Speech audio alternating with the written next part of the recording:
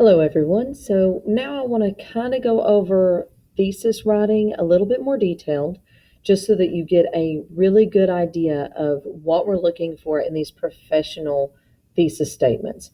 So there are a few things you need to keep in mind, and I'm going to go through them with each slideshow so that if you need to stop, take a screenshot, whatever you need to do, you'll have an example of a weak versus a strong, things like that. So for the first one, we've got a strong thesis takes some sort of stand.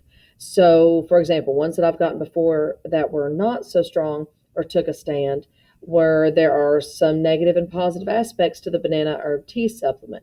The problem with this is you're not telling me, is this essay about the negative aspects or the positive aspects? It's on the fence, and that's what I mean by you need to take a stand. So a strong version of that one would be, because banana herb tea supplement promotes rapid weight loss that results in the loss of muscle and lean body mass, it poses a potential danger to customers. So now I know that clearly you don't think that this is a good supplement to use.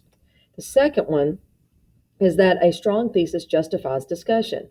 So weak, my family is an extended family.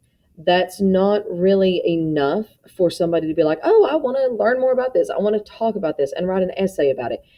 You need to give yourself somewhere to go from. So a strong version would be, while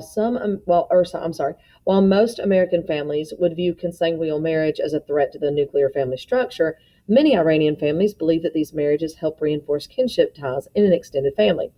And so this, although it seems a little bit longer, you notice it is just one sentence, but it's giving me enough general and broad information to where I can move forward with this and actually write a paper about it, and it's a little more specific.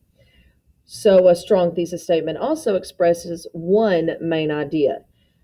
A weak version would be, companies need to exploit the marketing potential of the internet, and web pages can provide both advertising and customer support. The problem with this one is you could write two separate essays on this. So one essay could be about how that companies need to exploit the marketing potential of the internet, and another essay could just be about web pages and how they provide both advertising and customer support. So it's giving me two separate ideas. So a strong way to do it, because the internet is filled with tremendous marketing potential, companies should exploit this potential by using web pages that offer both advertising and customer support. So now I know that that is the only thing that I'm going to talk about in this essay, so it avoids confusion. The final one is that a strong thesis statement is specific. So a weak one would be, world hunger has many causes and effects. Again, that is so broad that you're going to write a really long essay that is going to start rabbit trailing and not giving you a lot of places to go. You're going to go way too long and way too far on it. Instead, you could say hunger persists in Appalachia because jobs are scarce and farming in the infertile soil is rarely profitable. So now I know that this essay is about hunger, but we're specifically talking about Appalachia, and the reason for that is because the jobs are scarce and farming in the infertile soil is rarely profitable. So it's specific enough to where that you can work from it. All right.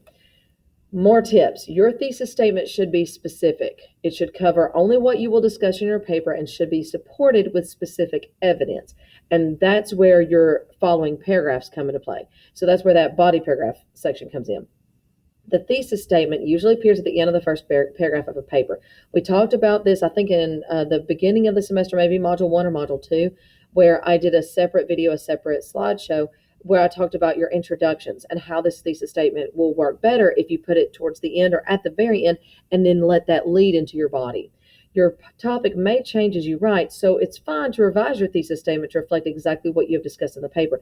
Usually, honestly, this happens because you get into your research and you realize that it is more difficult to try to be specific and find those specific things that you were trying to find. So you have to tweak a little bit, and that's completely fine. So if you need to do that, you can always come back and say, hey, can you look at this and make sure that I'm still on the right track with the way the thesis statement is written? Things like that are perfectly fine, no big deal. But I do look forward to reading your writing, especially these thesis statements and your discussion questions post. So have fun with it.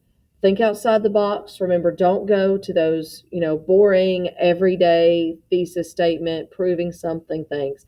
Go outside the box and have some fun with this.